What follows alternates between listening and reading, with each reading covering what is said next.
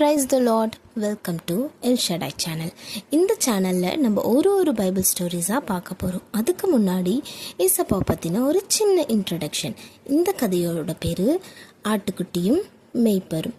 இந்த கதையில் ஒரு அழகான கிராமம் இருக்கான். அந்த கிராமத்தில் அந்த மெய்ப்பர் என்ன பண்ணுறாரு, ஒரு 100 ஆடுகளை டெய்லி மேய்ச்சிட்ருப்பார். டெய்லி அதுங்களுக்கு உணவு கொடுக்கறது, தண்ணீர் கொடுக்கறது, மலை ஓரத்தில் இருக்கிற செடிங்க கிட்டலாம் கூட்டிகிட்டு போகிறது அப்படின்னு சொல்லிட்டு டெய்லி வந்து அந்த 100 ஆடுகளை பாதுகாத்துட்டு வருவார். அதில் ஒரு ஆட்டுக்குட்டியோட பேர் சின்னு. அந்த சின்னு ரொம்ப வால்தனமாக, ரொம்ப சுட்டித்தனமாக இருப்பானாம். அவன் எப்பயுமே நினைக்கிறது, நம்ம ஏன் இந்த அடிவாரத்திலேயே தான் நம்ம மேய்ஞ்சிட்ருக்கோம், ஏதோ தூரமாக மலை மேலே நம்ம போகலாமே அப்படின்னு சொல்லிட்டு அவன் நினச்சிட்டே இருப்பான்.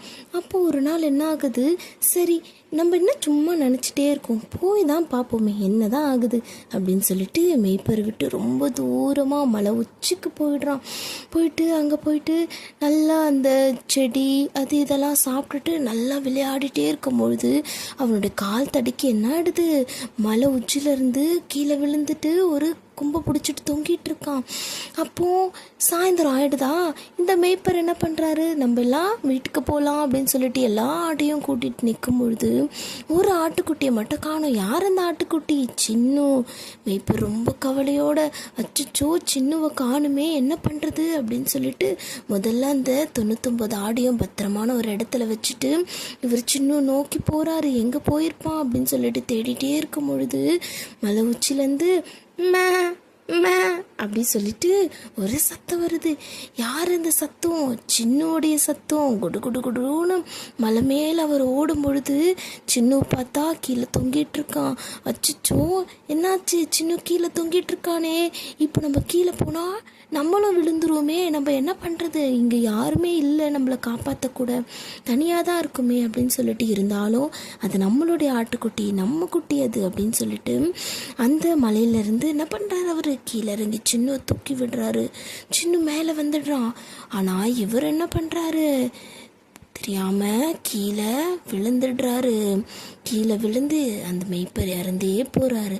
அப்போ சின்ன நினைக்கிறான், நம்ம சொல் பேச்சு கேட்காம இவ்வளோ தூரம் வந்ததுனால தான் நம்மளுடைய மெய்ப்பர் இறந்து போயிட்டாரு. இதே மாதிரி தான் நம்மளுடைய வாழ்க்கையிலையும் நம்ம சொல் பேச்சு கேட்காம கீழ்ப்படியாமல் நிறைய காரியங்கள் பண்ணுறோம் இல்லையா, அதுக்காக தான் ஏசப்பா நமக்காக உயிரை விட்டார். ஒருத்தவங்க நமக்காக உயிரை விடணும்னா எவ்வளோ அன்பு இருக்கும்ல நம்ம மேலே, அதே மாதிரி தான் ஏசப்பாக்கும் நம்ம மேலே அவ்வளோ அன்பு இருக்குது. அப்படியே கூட நம்ம வேதத்திலிருந்து ஒரு வசனத்தை வாசிப்போமா?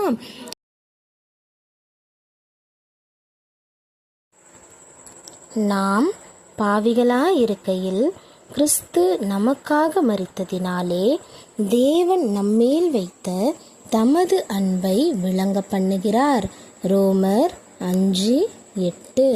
நாம் பாவிகளாயிருக்கையில் கிறிஸ்து நமக்காக மரித்ததினாலே தேவன் நம்மேல் வைத்த தமது அன்பை விளங்க பண்ணுகிறார்.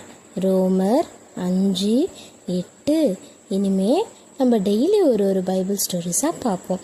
நான் போடுற வீடியோஸ் உங்களுக்கு நோட்டிஃபிகேஷன் வரணும்னா நீங்கள் இந்த எல் ஷடாய் சேனலை சப்ஸ்கிரைப் பண்ணிக்கோங்க. தேங்க்ஸ் ஃபார் வாட்சிங்.